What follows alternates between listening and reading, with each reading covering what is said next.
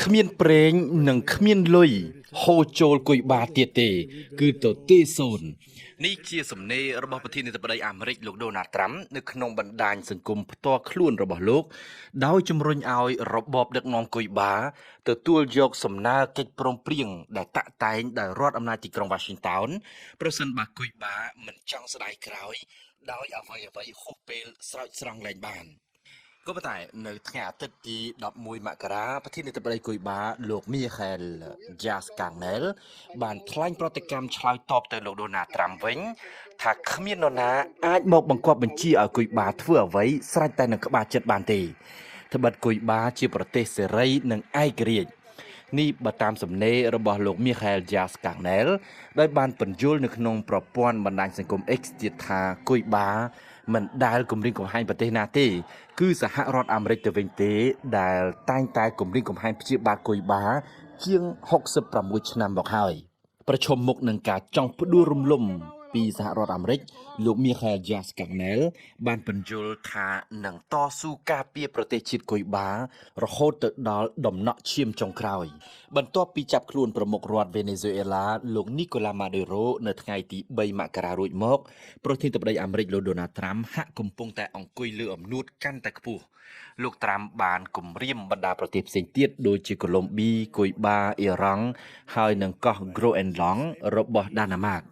បើតាមលោកត្រាំគុយបាកំពុងតែពុកផុយហើយនឹងបាក់រលំនៅក្នុងពេលឆាប់ៗនេះក្នុងន័យនេះដែរអាមេរិកបានចាប់ឃាត់នាវាដឹកប្រេង2គ្រឿងមិនឲ្យនាំចូលប្រេងទៅគុយបាគួរជ្រាបថាគុយបានិងវេណេស៊ុយអេឡាមានទំនាក់ទំនងគ្នាយ៉ាងជិតស្និទ្ធជាធ្នូទៅនឹងប្រេងគុយបាបានផ្ដល់ជំនួយសុខាភិបាលអប់រំនិងផ្នែកសន្តិសុខយោធាទៅឲ្យវេណេស៊ុយអេឡាជាក់ស្ដែងចាប់តាំងពីឆ្នាំ1990រហូតមកគឺមានអង្គរៈគុយបាមិនតិចឡើយដែលដើរការពារអិសរាជជនមេដឹកនាំវេណេស៊ុយអេឡាអាស្រ័យហេតុដូច្នេះទើបនៅក្នុងប្រតិបត្តិការយោធាអាមេរិកកាលពីថ្ងៃទី3មករានៅទីក្រុងការ៉ាកាស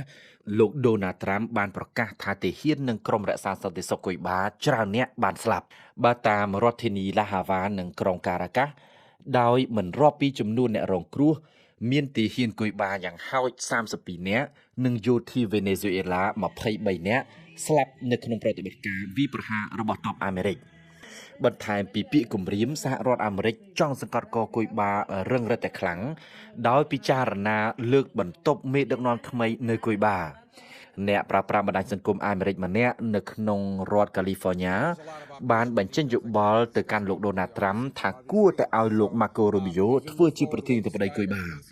ចំណែកលោកដូណាល់ត្រាំក៏បានឯកភាពនឹងសំណើនេះ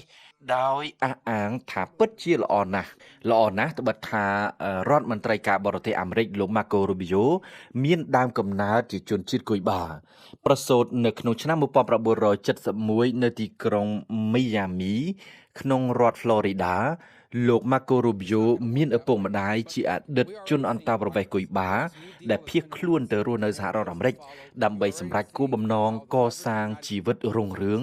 American Dream ឪពុករបស់លោកធ្វើការជាអ្នកក្រឡុកស្រាហើយម្ដាយជាអ្នកមើលថែកូនក្មេងនិងបម្រើការនៅក្នុងសន្តាគារនេះបើយោងតាមជីវប្រវត្តិប្រមុខការទូតអាមេរិកចេញផ្សាយនៅក្នុង website ផ្លូវការរបស់ក្រសួងការបរទេសគួរជ្រាបថារដ្ឋអំណាចទីក្រុងឡាហាវ៉ានបានជួបវិបត្តិសេដ្ឋកិច្ច5ឆ្នាំជាប់គ្នាហើយប្រទេសនេះរំពឹងដកដង្ហើមសេដ្ឋកិច្ចតែពីវេណេស៊ុយអេឡាតាមរយៈការនាំចូលប្រេង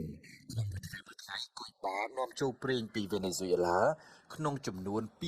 27,000 ធុងបារីល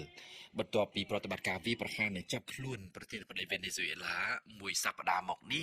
គុយបាបានជួបបញ្ហាដាច់ចរន្តភ្លើងអគ្គិសនីជាញឹកញយ